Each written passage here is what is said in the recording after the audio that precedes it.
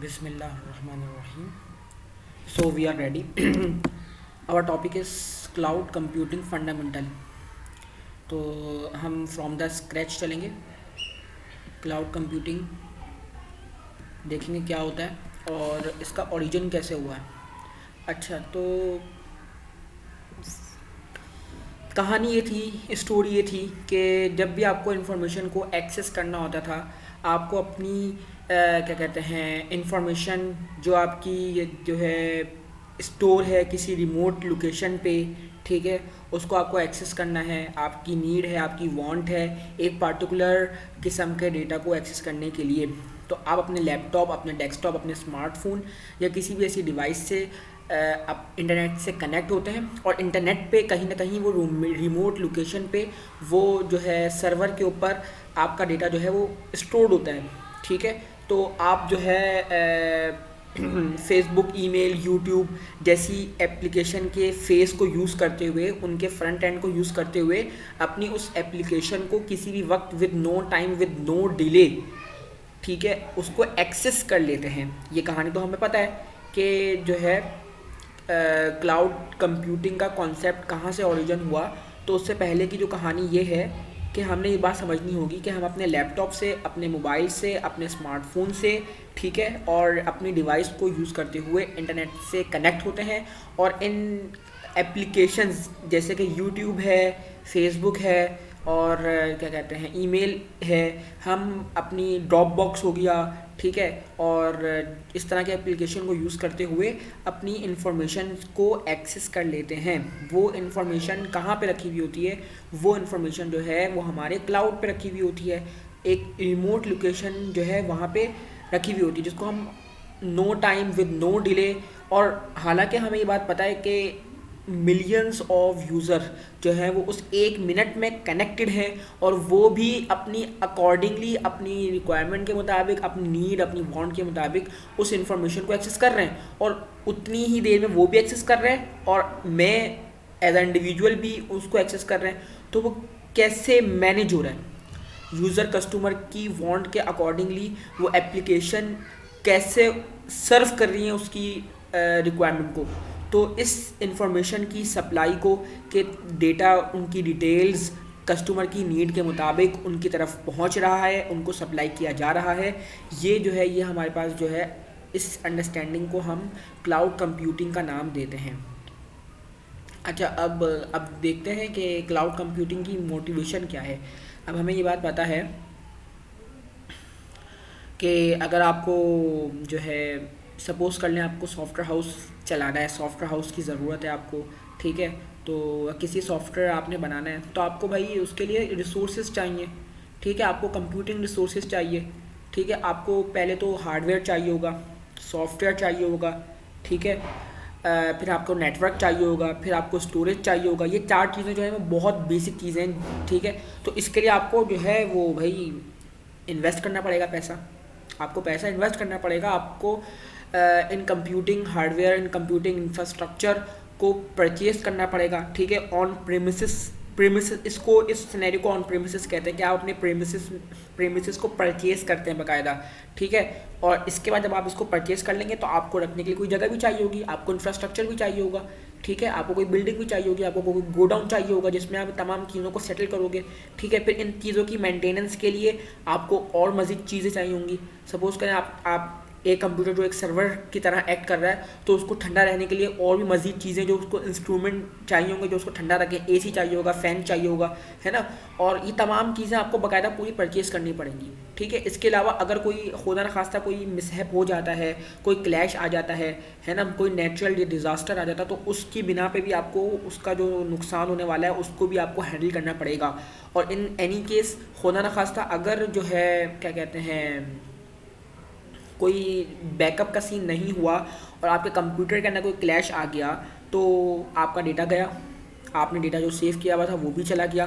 तमाम चीज़ें जो हैं वो क्या कहते हैं एक तरह से डिस्ट्रॉय हो जाएंगी, ठीक है. और सब आपके हाथ के अंदर है, ठीक है, आपकी ही इन्वेस्टमेंट है, सब कुछ. उसमें एक बल्क करेंसी चाहिए होती है आपको तमाम कंप्यूटिंग रिसोर्सेज जो हैं वो परचेज़ करने पड़ते हैं, ठीक है.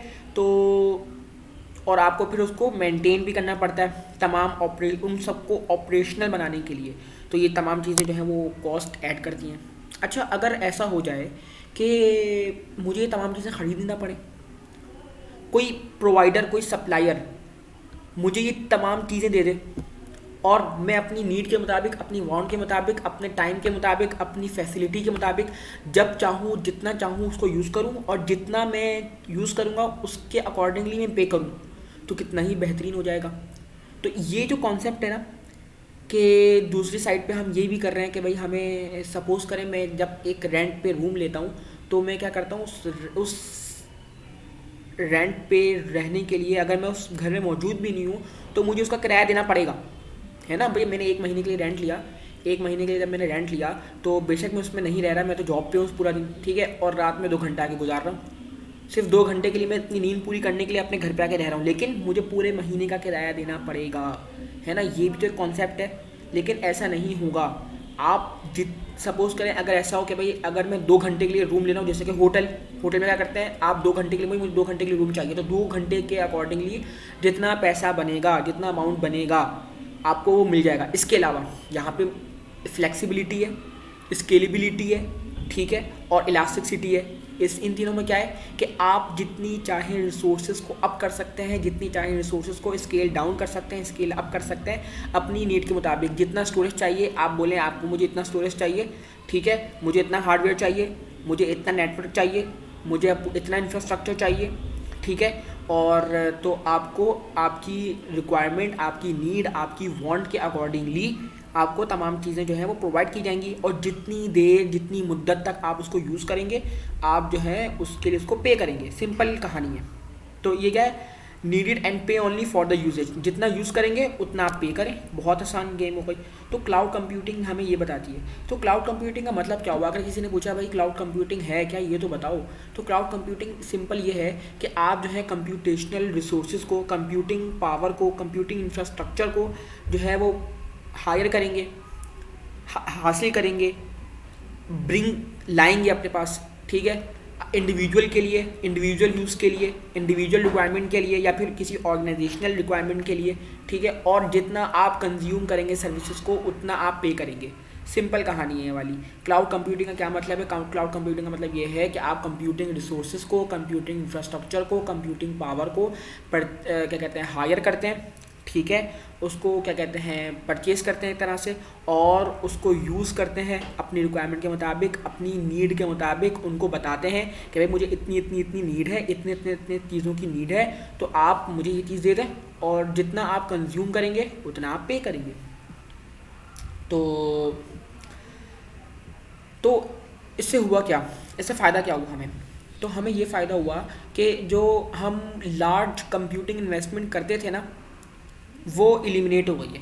लिखा हुआ है ना, the need of cloud computing, it eliminate the large computing investment without compromising the use of computing. हाँ, और हम अपनी कंप्यूटिंग क्या कहते हैं, जितनी मुझे कंप्यूटेशनल पावर चाहिए उसको भी कॉम्प्रोमाइज़ नहीं कर रहा, उसको बाकायदा और अच्छी तरीके से इलास्टिसिटी इसमें क्रिएट हो गई है, उसमें फ्लेक्सिबिलिटी क्रिएट हो गई है कि जितनी मुझे कंप्यूटिंग रिसोर्सेज चाहिए, जितनी मुझे कंप्यूटिंग पावर चाहिए वो मुझे बाकायदा मिलेगी, ठीक है। और ऑपरेशनल कॉस्ट भी मुझे लगाने की ज़रूरत नहीं है वहाँ पे, तो बाकायदा मुझे ऑपरेशनल उसको बनाने के लिए, उस पूरा हार्डवेयर सॉफ्टवेयर नेटवर्क को ऑपरेशनल बनाने के लिए, ताकि वो काम करे, ताकि वो चालू हो जाए, उसके लिए मुझे अमाउंट चाहिए, उसको ठंडा रखने के लिए मुझे अमाउंट चाहिए, उसको फ्लेक्सिबल बनाने के लिए, उसको इलास्टिक बनाने के लिए। कि अब सपोज़ करें भाई, अब ये हुआ मेरे पास क्या होगा कि मैं एक क्या कहते हैं, सपोज़ करें मालिक हूँ, और मेरे पास बहुत सारे हार्डवेयर्स हैं, मेरे पास बहुत सारे सॉफ्टवेयर्स हैं, ठीक है। और मैंने क्या किया, मैंने अपने हार्डवेयर, सॉफ्टवेयर, बहुत सारी स्टोरेज, बहुत सारी रैम्स को जमा करके एक बहुत बड़ा सर्वर बना लिया, ठीक है। और अब मैं कह रहा हूँ भाई देखो, जिसको जो सर्विसेज चाहिए वो आके मेरे पास ले लो भाई। और तो अब सारा मसला यह है कि मेरे पास तो एक हार्डवेयर है, एक मैंने बहुत बेहतरीन वास्ट सर्वर क्रिएट कर लिया जिसमें बहुत ज़्यादा कंप्यूटेशनल पावर है, जो कि बहुत चीज़ों को मैनेज कर सकता है, बहुत सारे सॉफ्टवेयर्स को अपने ऊपर रन करवा सकता है। लेकिन अब मेरे पास अगर 10 यूज़र्स आ गए, तो अब मसला आ गया, मैं 10 यूज़र्स को कैसे डिस्ट्रीब्यूट करूँ? एक हार्डवेयर है मेरे पास, तो है ना। अब बस हाँ, अब ऐसा हो सकता है, ऐसा पॉसिबल है मेरे पास कि भाई अगर एक बंदा आ जाए और उसने बोला भाई मुझे आपका इतना चाहिए, तो मैं उसको उठा के दे दूँगा। अब कोई उसी लम्हे कोई दूसरा बंदा आ जाए तो उसको मैं कैसे दूंगा? How can I give my resources, a very large resources, जिसमें लार्ज रैम है, लार्ज स्टोरेज है, लार्ज नेटवर्क है, लार्ज तमाम एक्सेसिबिलिटी है, लेकिन मैं कैसे दे सकता हूँ? नहीं दे सकता, है ना। तो इसके लिए मुझे वर्चुअल कीज़ चाहिए, मुझे वर्चुअलिटी चाहिए। तो यहाँ पे हमारे पास जो है क्लाउड कंप्यूटिंग की नीड जो है वो नज़र आई, ठीक है। और बहुत ज़्यादा इकोनॉमिकल है और अच्छे खासे अमाउंट को आपके बचाता है। जब आप देखें ना, ये इतनी बड़ी फ्लेक्सिबिलिटी है कि जितना चाहो यूज़ करो, उसका पे करोगे, और जितना चाहो उसको इंक्रीज़ कराओ, जितना चाहो उसको डिक्रीज़ कराओ। सपोज़ करो मेरी कंपनी है, ठीक है, मेरी कंपनी का दिवालिया निकल गया, यानी कि सपोज़ करें मेरी कंपनी जो है वो घाटे में जा रही है, ठीक है। तो मैं क्या करूँगा, फ़ौरन मैं अपने तमाम रिसोर्सेज को जो मैंने यहाँ पे हायर किए हुए थे क्लाउड कंप्यूटिंग पे, उसको मैं कम करवा दूँगा। मुझे पता है मेरी कंपनी जो है डाउन पे जा रही है, मुझे रिसोर्सेज की ज़रूरत नहीं है अभी, तो मैं अपने तमाम रिसोर्सेज को इलास्टिसिटी जो है ना, यही तो इलास्टिसिटी का कॉन्सेप्ट है, अपने स्केल डाउन स्केल अप करवा दूंगा। और इन द अदर हैंड, जब मैं चाहूँगा देखो हाँ मेरी कंपनी जो है वो, अब सपोज़ करें नेटफ्लिक्स का पूरा जो सिस्टम रखा हुआ है वो पूरा जो है रखा हुआ है क्लाउड पे रखा हुआ है, ठीक है। अब सपोज़ करें कोई ऐसा वक्त आए कि लोग जो है वो नेटफ्लिक्स की तरफ से हट के किसी और नई चीज़ की तरफ जाने लग जाए, और नेटफ्लिक्स जो है वो एक तरह से सपोज़ करें 1-2 महीने के लिए बहुत ज़्यादा जो है वो घाटे में चला जाए, कोई इसकी जो है वो सब्सक्रिप्शन ना ले, कोई जो है वो उसकी फिल्म्स को नहीं, कुछ भी ऐसा हो सकता है। तो होगा क्या, नेटफ्लिक्स जो है उसका सब कुछ क्लाउड पे रखा हुआ है, तो वो अपने तमाम जो उसने स्टोरेज लिया हुआ है, जो उसने इंफ्रास्ट्रक्चर लिया हुआ है, जो उसने क्या कहते हैं मैनेजमेंट के लिए जो भी उसने रिसोर्सेज हार्डवेयर लिए हुए हैं, वो क्लाउड पे जाके उसको मिनिमाइज़ कर देगा, स्केल डाउन कर देगा। फिर देखिएगा लोग जो है वो लोगों का रुझान दोबारा जो है नेटफ्लिक्स की तरफ आ रहा है, तो उसको वो स्केल अप कर देगा, ठीक है। तो ये है। हाँ, अगर हमारे सिस्टम, हमारा डेटा जो है वो हमारी अपनी लोकल मशीन के ऊपर रखा हुआ है, हमारे लोकल सिस्टम के ऊपर रखा हुआ है, तो हमें कितनी मुसीबत हो सकती है, बहुत ज़्यादा मामलात हो सकते हैं। एक दूसरी बात, हम क्या करते हैं, अपने डेटा को अपनी फाइल्स को सेव करना चाहते हैं, एक जगह से दूसरी जगह जो है वो शिफ्ट कराना चाहते हैं, ठीक है।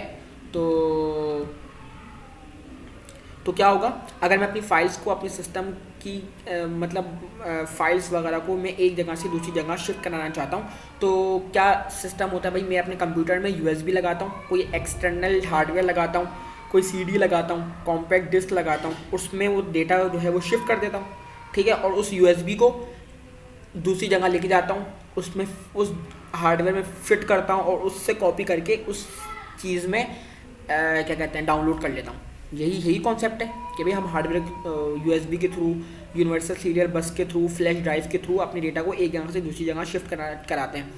लेकिन अगर ऐसा हो जाए कि मुझे इस एक्सटर्नल हार्डवेयर की हार्ड ड्राइव की ज़रूरत ही ना पड़े, हैं, तो वहाँ से क्लाउड कंप्यूटिंग की नीड जो है वो सामने आती है। तो बेहतरीन यूज़ जो क्लाउड कंप्यूटिंग है वो एक ये भी है कि हम जो है वो बाकायदा एक्सटर्नल हार्ड ड्राइव में सेव करने के लिए, अगर उसको हम अपने क्या कहते हैं क्लाउड में सेव कर दें, जैसे कि ड्रॉप बॉक्स है ना, हमारी ड्राइव है, उसमें अपलोड कर दें, और उसमें हमें बाकायदा स्पेस मिलते हैं, बाकायदा स्टोरेज मिलता है, ठीक है। और सबसे बेहतरीन बात, उसको हम हर कंप्यूटर में जिसमें इंटरनेट मौजूद होगा, हम वहाँ से उसको एक्सेस कर सकते हैं, है ना। और उसको बाकायदा शेयर भी कर सकते हैं किसी दूसरे के साथ, अपने घर में बैठे हुए अपने कंप्यूटर से उसको बाकायदा शेयर भी कर सकते हैं। इंटरनेट कनेक्शन होने के मतलब internet connection is the main thing, it should be. तो ये बेहतरीन जो है वो क्लाउड कंप्यूटिंग की वो है। तो क्लाउड कंप्यूटिंग हमें क्या प्रोवाइड कर रहा है, क्लाउड कंप्यूटिंग का मतलब क्या हो गया, क्लाउड कंप्यूटिंग जो है वो हम अपने डेटा को एक्सेस कर सकते हैं, अपने डेटा को स्टोर कर सकते हैं, अपने प्रोग्राम्स को over the internet remotely access कर सकते हैं, और without any use of hard drive, ठीक है। हमें स्केलेबिलिटी प्रोवाइड होती है, हमें इलास्टिसिटी प्रोवाइड होती है।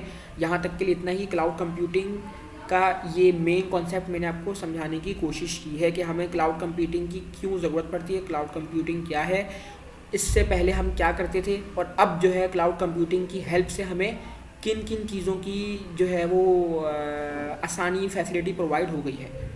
बिस्मिल्लाहिर्रहमानिर्रहीम।